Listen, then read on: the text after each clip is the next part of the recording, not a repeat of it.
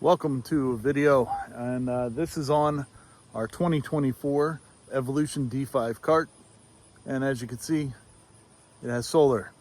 So let's talk about it. We tend to get a lot of questions on the forums and Facebook and stuff like that about putting a solar panel on top of your D5 Evolution cart, and I figured I would share my experience with this. I've been doing solar for about 15 years or so, and so I know a thing or two, or about a thing or two, and admittedly, I don't know everything, but I'll tell you what I have done here, and hopefully it'll help somebody else put solar on their cart. All right, so let's ask and answer the obvious question. Why would I add solar to my cart? Well, we use our cart at our place down in Surfside Beach, South Carolina, and at our condo that we have there, there's no outdoor outlets, so you can't plug it in to recharge it. Most people like gas golf carts in that neighborhood, or they have a storage unit or something like that that they charge their electric cart up with, but I'm a solar guy, so I kind of like the electric side of things, and this is the cart that my wife picked for us, and so far really enjoyed it. However, the charging is an issue for us there because we can't plug it in. So we've added the panel to the roof. Okay, let's start with the obvious. The obvious is that there's a solar panel mounted to the top of the roof here of the D5. This is a 140 watt Kyocera panel that I've had around for a long time, and figured it would be a good use for this. I'm probably going to upgrade this panel to another one that I have here at the house, but this panel itself will give about 15% of charge on a normal day out in the sun. There's lots of ways that you can mount this to the roof section. As you can see here, I use some rail that I had here. This is a snap and rack rail, and I drilled through this mount here. As you can see, I drilled through a piece of the rail and went through this support bar of the roof and bolted it straight down.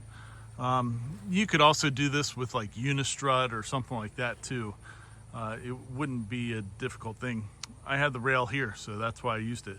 But if you don't have any solar stuff there at your house or whatever, Unistrut would be fine, which you can get at Home Depot or whatever, and then you can order some L brackets or something like that to use. Here at the back of the cart is how I tried to make this as clean as possible and not have wires going everywhere. So wires come out of the panel, and then we'll see if we can get this to show you cleanly there. I drilled a hole into the roof and put a strain relief there in the trough of the roof section. It doesn't leak, it's nice and tight. And when it comes out from underneath here, let's see here if you can, there you go, it comes out, and then I actually send it through the upright, the rear upright of the cart. To do this, it was much easier to take off the sound bar, which just unclips here and then unscrews at both sides. And then you also want to undo the this roof cap here, so that you can get easier access to that post. You could have also used this one here on this side instead, but you have all the other wiring for the radio and stuff, I think, going through that one.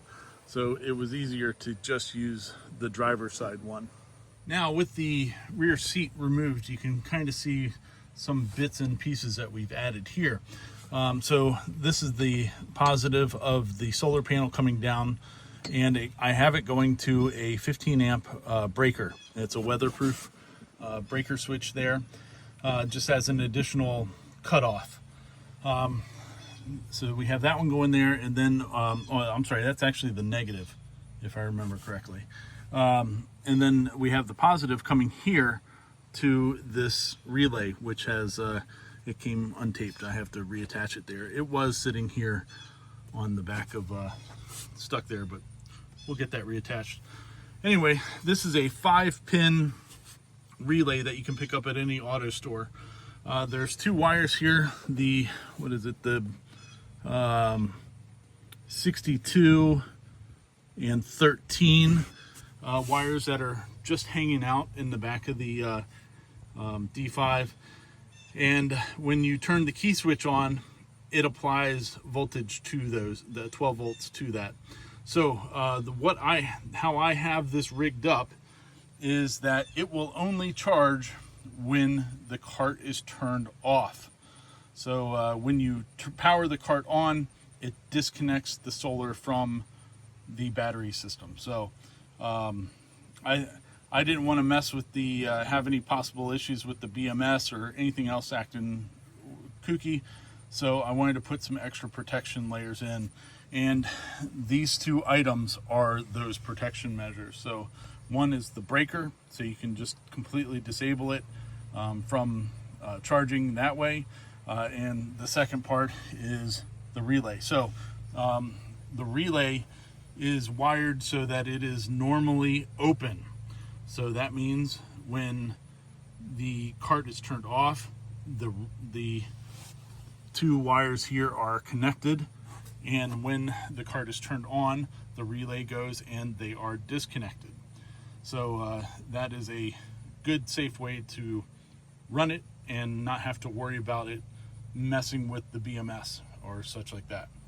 All right, and now we have the solar charge controller here, which you can see with the lights are on because the cart is currently turned off. So it is actively charging as we speak. So there's both of the ends of the solar panel are then connected to it. These are some MC4 connectors that are on there. If you don't have access to MC4 connectors, you could clip those off and put them onto a terminal block or something like that. The other end of the wiring that comes on the this little charge controller, it will go to the battery itself. So whenever, now watch, if I watch here, we'll turn the power on, and you can see there, you heard the relay click and the charge controller turn off. And then if we turn the cart back off, the charge controller turns back on. The charge controller is the brains of the whole operation, really. And it's a boost controller. So you're trying to, even though this is technically a 12 volt classified panel, most panels that you're going to put on there are 30 or 36 volts, something like that. And that's not going to charge the battery because the battery is a 48 volt battery. So you need something more than 48 volts to charge it. So this is a boost charge controller, which I'll put a link in the description to the Amazon link for it. And it's been working great. So it will boost whatever voltage it's getting to be the charge of the battery. So it works fantastic. And like I said, it's doing about 15% a day during a nice sunny day.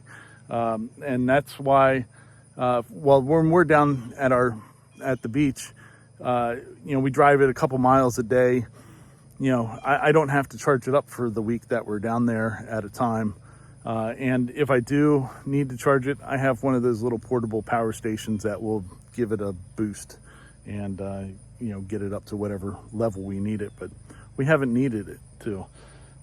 We drive it for a week down there, and I don't have to charge it. And then it sits for a few days and it's 100% fully charged again. It works really well. I will probably, over the winter here, I'm probably going to put a larger panel on it. Like I said, this is a 140 watt panel. I'll probably do, I don't know, I think I have some spare 240 or 300 watt panels, something like that.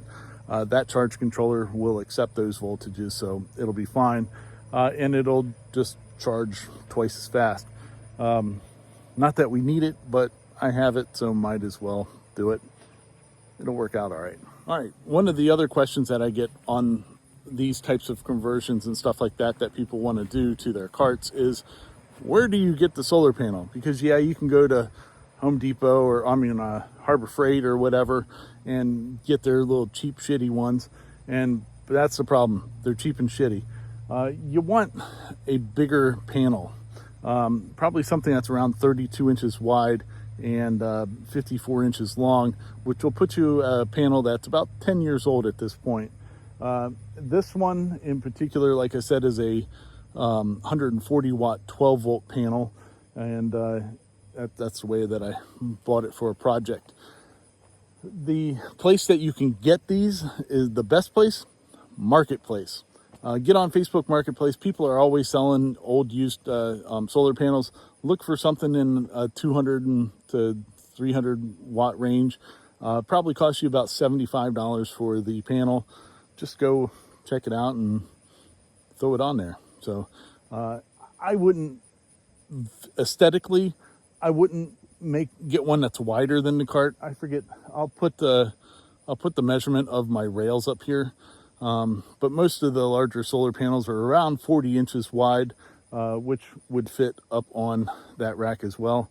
So I wouldn't go anything wider than that, just because I don't think it looks as good. But overall, those are the good places to get that stuff. So that is our D5 solar powered golf cart. One, would I recommend the D5? Yes. It's a great cart. It's been really well done very good to us. We put the last week that we were down driving it around at the beach, we did over 100 miles and never charged it. It was still about 40% capacity at the end of the week. So the panel does what it's supposed to do. The D5 has been great though as well. It's a very comfortable cart, comes with everything you want on a cart. It would be nice to be able to upgrade the speed of it a little bit more. It does 25. We have the LSV thing on there, so you're not supposed to go over 25, but getting it to do 30 would be pretty nice. But besides that, it's been a great cart to us, and we're going to keep on rocking it. I think we've got 200 and something miles on it now. And while it's here over the winter time, it really doesn't get ridden around very often, except for to get the mail and stuff, or around here in the yard just for shits and giggles.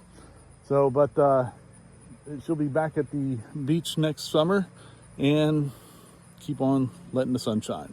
So if you have any questions or comments, put them down in the comments down there and let me know what you think. And if you have any questions on this, links for the pieces that I use for this conversion will be in the comments as well, or in the description, so you will have that access available. So until then, take care, have a good one.